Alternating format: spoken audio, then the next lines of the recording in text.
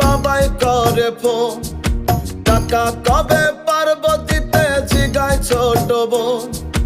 কেমনে বোঝাই প্রবাস নামের জেলখানাটা কঠিন, এক জনমে শোধ হবে কি পরিবারের ঋণ।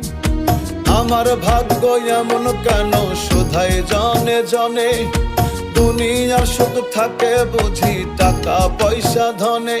আমি একলা বসে কান্দি শুধু দুঃখ লুকায় মনে, সুখের ভাব হইল না রে প্রবাসীর সনে। আমি একলা বসে কান্দি শুধু